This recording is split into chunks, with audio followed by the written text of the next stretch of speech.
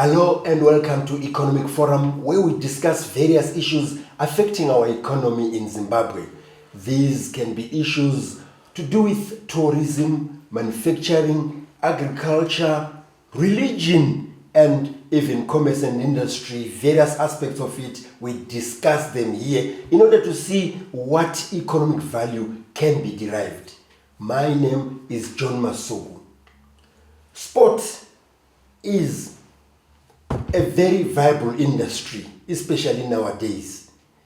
There are so many people who have benefited and have derived a lot of wealth, popularity, lots of investment through sports. And this is what we're going to be discussing, and how we can also develop as Zimbabweans with regards to sport. And to do that, we've invited a sports development expert, and that is Gerald Sibanda, who also runs an academy and is well connected to various sporting disciplines as well as international organizations. Gerald, welcome to Economic Forum. Thank you very much. Yes. It's good to be here. Maybe it can be very difficult for people to understand how sport can be a business. But the example that I've just given, where they hear that so-and-so has been transferred for so much, that such a team has been bought for so much, I think that brings in the business aspect. But do we have that entrepreneurial approach to sport here in Zimbabwe?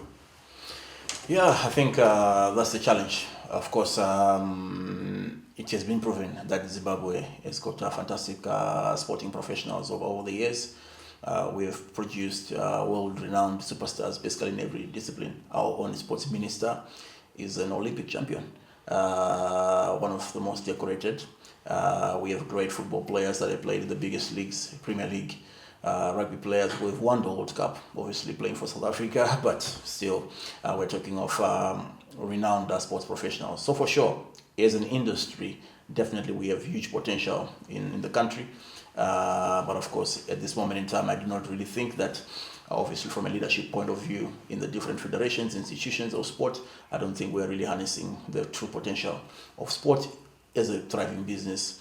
Let's look at sports in general so that we don't leave any out. What are we talking about here? Because in most cases we may be talking about football, or people may think that we want to talk about football. But when we say sport and how we can harness those entrepreneurial skills as well as derive some benefits from it, what are we talking about?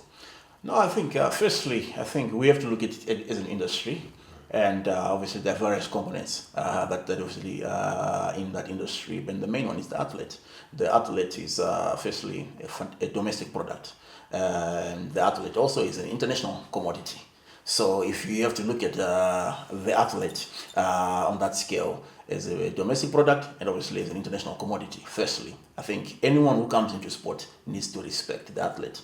Anyone who comes into sport, it's the athlete who brings sponsors into sport. It's the athlete who excites the community, the fans.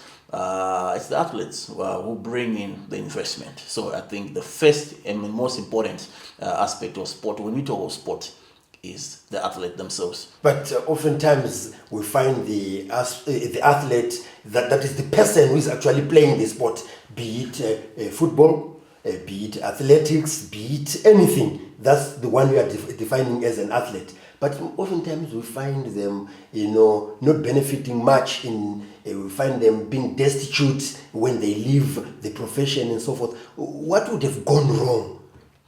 Yeah, I think the supporting structure, of course, supporting structure around the athlete, I think is very, very important. Of course, locally we would obviously thrive and advocate for better leaders to start evolving in different federations. We need obviously sports business professionals to start taking the leadership space in order for them to start implementing sports business development policies in their own respective federations. But of course, also the athletes themselves, I think they also have to be capacitated by the right surrounding, through family, through management teams, both obviously locally and internationally, for them also to understand that they're just not an athlete, but they are also now a brand. So in that sense, there is always different levels of development when you talk about the athlete themselves. But of course, the challenge then obviously comes in when there is the wrong leadership within the federation or within an institution, and also when the athlete also is not really advised and having the right support structure for the athlete then to evolve from the playing field or the competition space into the brand. So the athlete obviously is a competitor firstly, that's why they are an athlete, but of course they also need to realize that there's also more brand value. Like I mentioned earlier on, they are a product, they are an international commodity if they are playing outside Zimbabwe, and then obviously they have to also grow their brand equity. I mean, you see for as examples, now you talk of Cristiano Ronaldo, the most celebrated, the Messi's, now recently Kylian Mbappe moving into Real Madrid. When you talk of football, it's not just about the player, it's also about the brand. It's what the brand brings when it comes into an institution, when the brand comes into a country itself. You're talking of different sectors that will definitely benefit, including tourism. Yeah. Right from the word go, the player or the athlete, how can they receive good induction so that they know they can develop their talent, which has made them to be identified, and also develop themselves to the point of being wealthy athletes or players like those you've mentioned? Yeah, the development comes in phases. Firstly, I think any normal athlete, when they start their career, they need to mainly focus on mainly performing and reaching the levels of that are needed to really perform at a high level.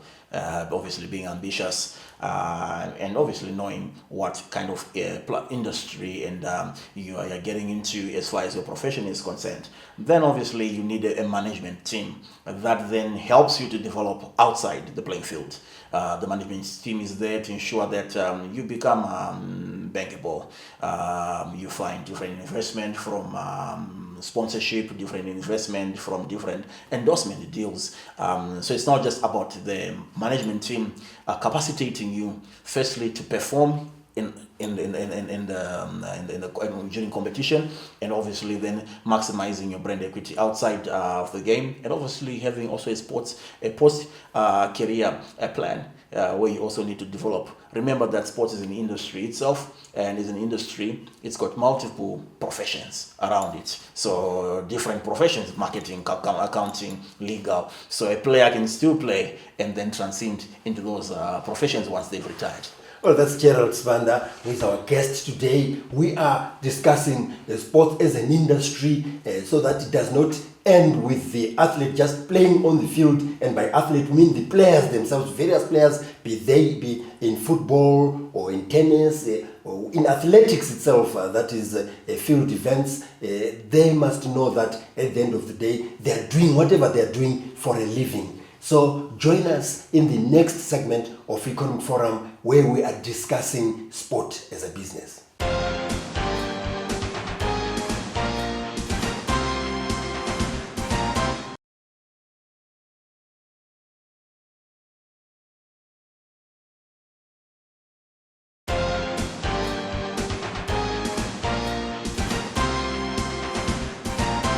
We're now in the second segment of Economic Forum, where today we are discussing sports as a business, and our guest here is Gerald Sibanda, who is a sports development expert. And we're just talking about how, right from the word go, our player or athlete can actually be inducted in such a way that they know, yes, they are playing, they're entertaining people, but at the end of the day, they are actually in business. And they want to make a living out of what they're doing and also prepare for the future. I think we can take it from there, that preparation which you've just started explaining, that it is important. Yeah, the preparation obviously starts with the right family structure. I think gone are the days when obviously our parents would let us just go out in the street and play sport and enjoy ourselves back in the day. But now, or they would say you'll be poor like a sports person. Exactly. That is no longer the case. No, it's not the case, because one's sporting career can actually raise a fortune for the entire clan and an entire family. So in that sense, parents obviously we advise parents to participate in the nurturing of their children's talent at that stage. Then obviously the schools aspect then come into play when schools identify that someone is exceptional, and they ensure that they also give scholarships if someone is exceptional, and they nurture the talent during the school development phase. And then obviously after that, we are looking now at different professional institutions, identifying that talent. I think while we're there, identifying that talent, you will continue with that. But while we're at school, how best can school, that is other disciplines besides sport, be infused with this development? Because others will say, no, but you're going for practice, you've got examinations of this and that. I think that aspect is very important now that you say even at family level, that should be the starting point. Yeah, I mean, at school, they also have to understand that sport is not a hobby. I think back in the day, we used to go for sport as a hobby, but now sport is a career. The same way I'm going to go in to do my mathematics, my biology, my English language, my geography language. When I go to sport, I also have to go and do and put in the same effort in that sense. I mean, because we are nurturing doctors, we are nurturing pilots, we are nurturing engineers, but we're also nurturing the next Kylian Mbappe, who is going to be a multimillionaire also in his industry. How many other careers can pay the way sport pays? So I think at the end of the day, it's a no-brainer that sport is one of the most and biggest paying industries in the world. So in school, at schoolboy level, we have to ensure that sport is taken seriously as a career and not as a hobby. And then obviously from then on, once the player finishes school, we're now looking at different agencies coming into play, management teams, management structures, who are then going to create pathways for the athlete to find the right, obviously, institution. But of course, you have to marry the two with institution of sport and also education, so that at least you don't let any of that suffer. You have to create a good balance in that sense. Then after that, obviously, then the sporting career blossoms after that. But the player himself or herself also have to take cognizance of what is happening, because we've heard of cases whereby people say so-and-so's career was actually spoiled by the manager or whoever was in charge of their welfare. Yeah, definitely. I think nowadays the athletes actually go through various levels of mentorship within. If the athlete is outstanding, possibly they play for their national junior teams in that in different age groups, and they go through the different seminars and mentorship programs in order for them to also understand that they're no longer just athletes, but they'll be role models of society. And obviously there is a certain kind of ethical code that is required for you to then be able to harness your potential fully. So you're also able to be attractive and bankable and get endorsements during your playing career. So for sure, there are certain levels of inductions and mentorship that obviously the players have to go through, but of course everything comes back into having the right supporting structure around the player and the athlete themselves. Maybe having said that, for the sake of the parents and others who may not fully understand what academies are, we now hear of so many boxing, soccer academies. What are they, so that when children or when the youth go there, what do they benefit? Because yes, they are wanted there so that they are not involved with drugs and other things that really are spoiling their lives. Academies are there to ensure that they take a specific attention into giving players that development pathway that maybe not schools give. So this is extra training, extra attention into the skills of the athlete, into their just development. To produce that excellence. Those standards. Yes. So they are high performance centers. They are academies, sporting excellence institutions, where you're looking now into developing and perfecting the skill on a day-to-day basis, on a weekly basis in that sense. So you are now basically monitoring the athlete from a very young age, from the time that they come in, and then obviously ensuring that the athlete is able to be produced onto the high level of international and first-class sport. Yes, from what I said earlier on, are you also taking cognizance of the fact that we find many youths, roaming around the streets, taking drugs and so forth? Is it something that as academies, you want to bring them in train them in various disciplines so that they don't get themselves involved with that? Yeah, we have to promote that. We have to promote that. You have to attend that. You have to keep them busy. You also have to give them hope, make them understand that sport is a career and it's not a hobby. It's not just an activity you play in the streets. It's actually a career. So for sure, we give. Obviously, good recognition to the academies that are around the country that are playing their part. But of course, I mean, we also would need the community support to then come through, investors to come through, sponsors to come through, to also understand. It's a shared vision. We are in Zimbabwe, but just across the Limpopo in South Africa, it's a different animal. It's a different landscape. You're talking of sport as a business from a very, very young age, sponsorship, corporate partners, a lot of investment, government, every sector just coming together to build and unite their people through sport. That's Gerald Sibanda, who is a sports development expert. We're talking about sport as an industry, how we can create wealth out of sport, how our athletes or players can actually benefit, and we will not want to see any destitutes after people have been playing or they've been athletes for so many years. So join us in the third and final segment of Economic Forum.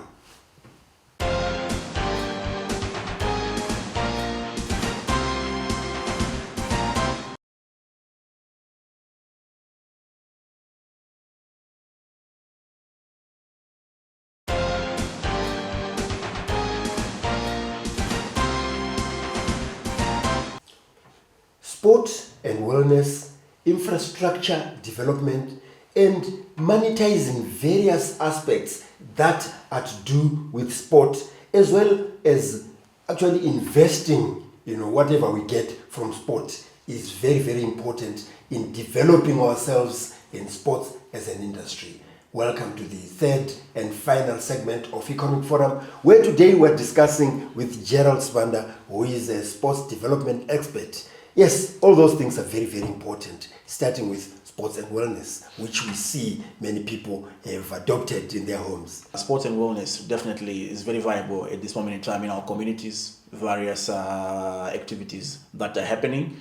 But of course, we definitely want to encourage more corporates to be involved in different communities, not just specific communities. I mean, the structure for wellness and wellness centers is basically everywhere in multiple high-density suburbs. We have a lot of infrastructure that is currently dilapidated in this moment in time.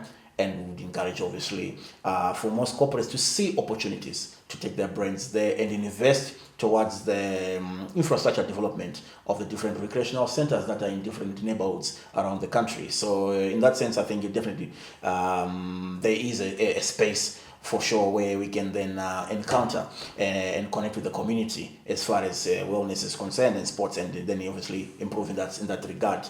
Then of course, when you talk of the monetization, so many things can be monetized. 100% for sure. You're talking, I mean, you've got good examples. Real Madrid, one of the wealthiest football clubs in the world. How do they make money? They're $1 billion club, but they go on to build a $1 billion stadium.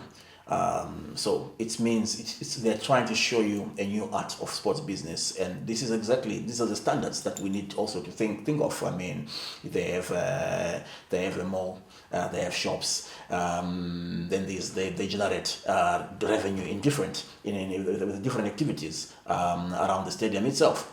So in that sense, we also now need to start looking at developing our own facilities, seeing them as economic environments where we are able then to also generate revenue from our facilities. Facilities gone are the days where you just go in and just participate, but there's a lot of activities that must happen during a competition and during match day. So when we talk of development of our infrastructure, definitely we have to think outside the box and outside the playing field, because we also would need to generate revenue in order for us to be able then to maintain and sustain and also obviously develop further that facility. Why were there, Gerald, a national pride and sport, whereby we also want to see people in Europe, in Asia, in other African countries, also wearing this memorabilia that is from Zimbabwe. Because we see a lot of people wearing, T-shirts or golf shirts that are of foreign teams. But where are we ourselves? How are we promoting our own products outside Zimbabwe? Yeah, from a sporting perspective, I think a lot of partnerships need to be made going forward. There's some fantastic work that has been done by the Zimbabwe Tourism Authority, Ministry of Tourism itself, going around building and marketing brand Zimbabwe. I think our federations also need to take along in as much as we are pushing our national cloth. We also need to be able to ride on such vehicles in order also to show pride in our own national associations. Then, of course, in that same blueprint, we also have our own institutions, our own various teams, also understanding that for sure, in as much as they can market their regalia, but they also are able then to monetize. And at this moment in time, you don't necessarily need a physical shop. We're now in the digital world where we have a lot of online activities, online platforms, online shops. There is no limit as far as having a physical shop is concerned. You just simply need to push your memorabilia, push your regalia, push your jersey sales, and be able to connect to your communities. But I think a lot of synergies, of course, will then have to happen regarding the national pride that you just mentioned, and taking your brand out there to the people. From your experience, what investment opportunities do you think we have at the moment at our levels, of sport activities? No, we definitely have a great opportunity. Like I mentioned earlier, that the athletes, they're talented athletes in Zimbabwe. So of course, there's every reason for us to invest in that sense. And for us, the opportunity is there. We've got big corporates in this country. I think obviously from government, we need to ensure first we create the enabling environment where we also promote corporates to come in and to sponsor sport. In different countries around the world, we have tax rebates given to corporates that are coming into sponsoring any sporting activity. So in that sense, can we promote more of that and get more rebates for corporates to then actively participate in sponsoring sport in Zimbabwe? So the investment opportunity is huge, but I think it has to get support from different phases, but of course from high level, from government. The government has to create an enabling environment for corporates to participate and sponsor sport actively. Then we will definitely have a healthy space for sport, and there will be no destitutes post their active career days. Our athletes who choose to play their sporting careers at home, and we also have a lot of foreign athletes coming to play sport in Zimbabwe. So for sure, 100%, we have to create the enabling environment to allow the corporates to come in and sponsor sport. And I think let's just learn from what other countries are doing, what other governments are doing in order to create an enabling environment for sport. But I'm sure our minister is pushing for that, and hopefully our federations can also continue to encourage more corporates to come in. Well, that's Gerald Sibanda, who is a sports development expert, who has been telling us about various aspects of sport as a business. I think we've learned a lot from him, and we can take it from there. If you would like to get in touch with us, you can do so on the numbers that are showing on your screen. And if you like to engage with us, you can do that on our social media platforms. If you miss some of our episodes of Economic Forum Zimbabwe, you can actually view them on our YouTube channel, which is Economic Forum Zimbabwe. So from Gerald Sibanda, a sports development expert, and the production crew, this is John Masugu wishing you happy viewing.